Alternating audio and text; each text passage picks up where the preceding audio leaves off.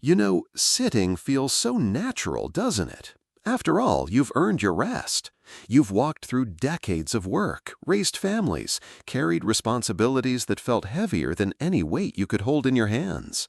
And so now, when the chair greets you with its comfort, it feels like a reward. There's a certain safety in that stillness, a reassurance that you don't have to rush anywhere, don't have to push yourself the way you once did. But here's the gentle truth.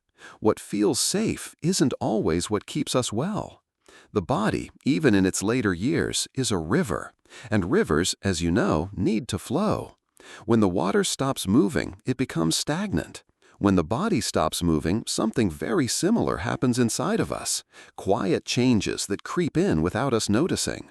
Stiffness in the morning that wasn't there a few years ago. A heaviness in the legs after sitting too long. A little less energy for even simple things. It's not because you're doing something wrong. It's simply that your body, this loyal companion of so many years, now asks for care in a different way. Aging doesn't mean losing, though people often speak of it that way. It means adjusting, listening more carefully, moving with a gentler rhythm. It means trading force for awareness. Sometimes we only realize how much time we spend sitting when we stop to notice. Ask yourself, how many hours pass in your day with you in a chair or on the couch? Is it 2, 3, or maybe more than you'd like to admit? This isn't a question to make you feel guilty, but rather an invitation to awareness. The first step toward change is always noticing, because once you notice, you can choose differently. And that choice doesn't have to be dramatic. It can be as simple as standing up once more today than you did yesterday. So as you sit here reading these words, I invite you to pause for a moment and gently reflect. What is your body whispering to you right now? Is it asking for a little stretch, a sip of water, or perhaps just to stand and take a breath by the window? These are small things, but over time they make a world of difference. And before we go any further, I'd love to know, where are you reading this from today? A cozy chair? A sunny spot by the window? Maybe a park bench? Share it in the comments. Sometimes simply naming the space where you are helps you see yourself with fresh eyes, and that in itself is a beautiful beginning. There's a woman I often think about, Anna, 72, a retired teacher with the kindest eyes. She told me once how she loved spending her afternoons knitting. For her, it was a meditation, a way to keep her hands busy and her mind at peace. But as the hours slipped by in her favorite armchair, she noticed something troubling. Her legs would swell, her ankles felt heavy, and by evening she was too tired to even enjoy a short walk outside.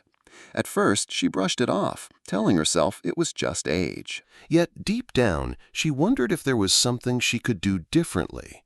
What changed for Anna was not a grand resolution, but a small choice. She set a timer, nothing fancy, just the one on her kitchen stove, and every 30 minutes it would softly remind her to rise. She didn't march around or force herself into exercise routines that didn't fit her spirit. She simply stood up, walked slowly across the room, maybe put the kettle on for tea, or stepped onto her balcony for a breath of air. These little interruptions became part of her day, and after a few weeks, the heaviness in her legs lessened, her energy felt steadier, and she noticed she looked forward to those moments of movement. The wisdom here is simple, yet powerful. You don't need to chase youth, you only need to invite your body back into motion. You might try something similar yourself. Set a reminder on your phone, or if you prefer something tangible, place a small clock or timer nearby. Every 30 or 40 minutes, let it guide you to rise. Don't think of it as exercise. Think of it as kindness, a way of telling your body, I remember you, I care for you.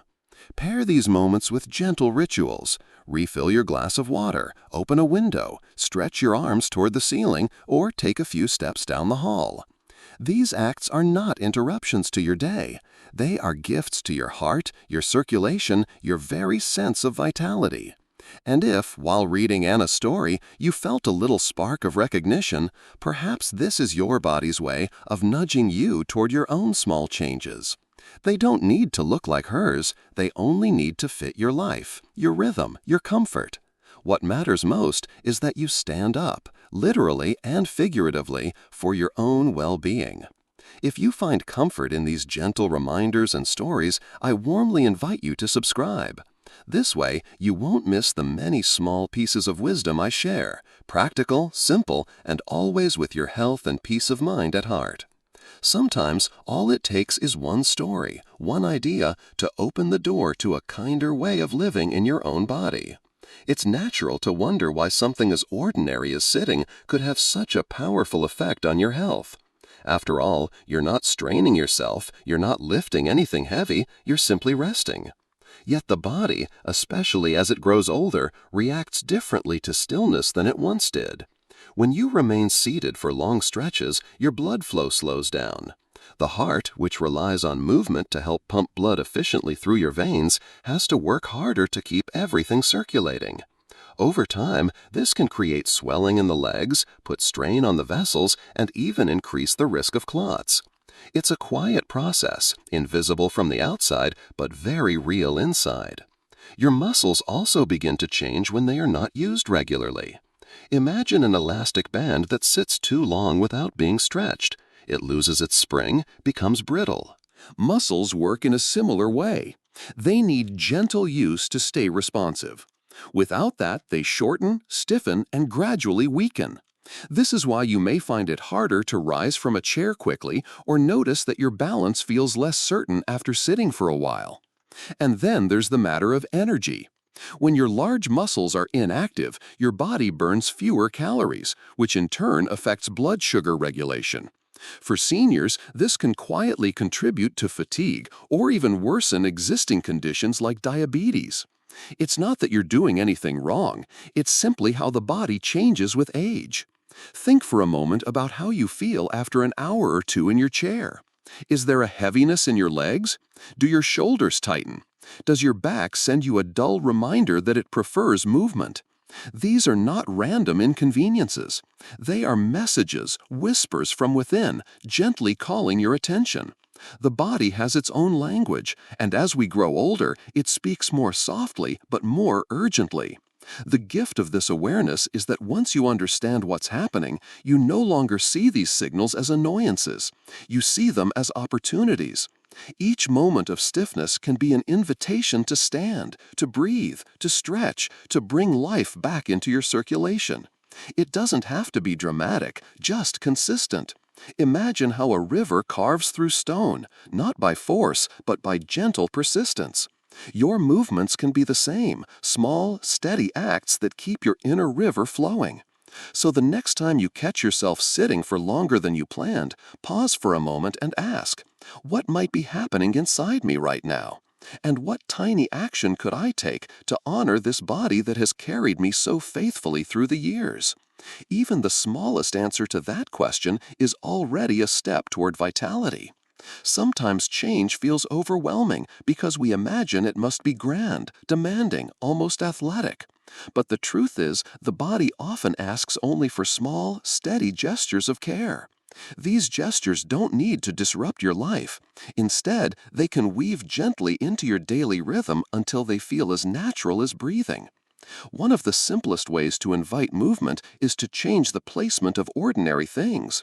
For example, instead of keeping a glass of water beside your chair, place it in the kitchen or on a shelf that requires you to rise and walk.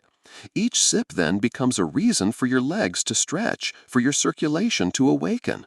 It is not an inconvenience, it is a quiet act of nourishment. Another gentle practice is to stand during phone calls.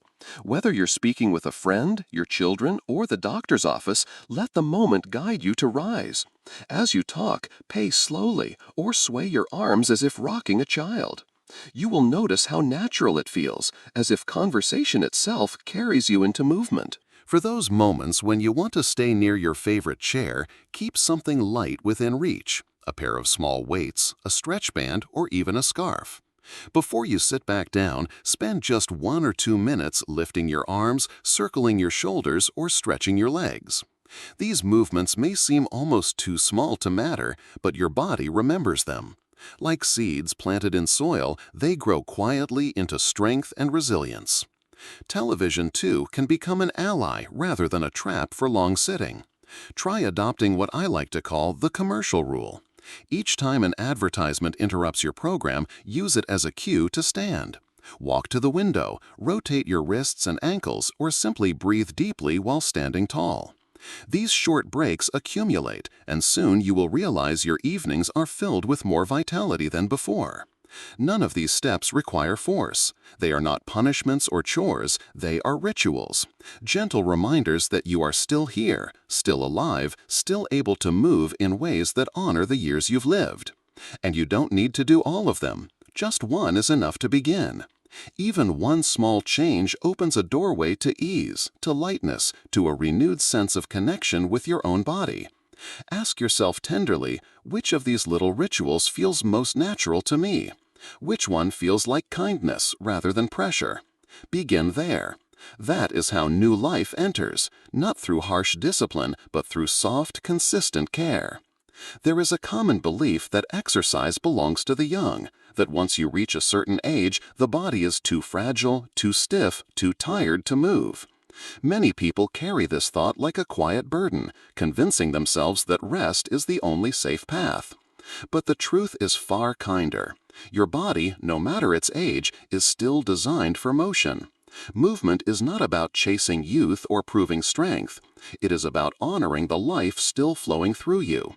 Think of movement as a form of gratitude. Each step, each stretch, each breath, an acknowledgement of the years you've lived and the body that has carried you through them. Gentle walking, rising from a chair with awareness, lifting your arms toward the sky, these are not dramatic acts, but they keep the spark of vitality alive. What many call exercise can simply be small rituals of care, repeated with consistency. This is where wisdom lies, in understanding that you do not need to push, but you also do not need to surrender to stillness. The balance is found in choosing life over stagnation, lightness over heaviness. Ask yourself softly, what happens in my spirit when I move, even a little? And what happens when I do not? You will feel the difference, not as judgment, but as insight. Movement has never been about competition, it is about communion with your own body. Imagine for a moment that each time you choose to rise from your chair, you are also rising into the fullness of the life still available to you. There's beauty in that image, and there is truth in it too. You do not have to be young to feel alive. You only have to give your body permission to keep flowing like the river it has always been. So let this be an invitation, not a demand. Find one gentle way, today or tomorrow, to move a little more. It might be a walk to the garden, a stretch while making tea, or a few steps around your living room. These are not small things. They are powerful acts of self-respect. If these words speak to you, I invite you to subscribe so you can continue receiving more gentle guidance for your health and peace of mind. And I'd love to hear from you. What is one small ritual you feel ready to begin? Something that will help you sit less and live more. Share it in the comments. Your story might be the spark that lights the way for someone else.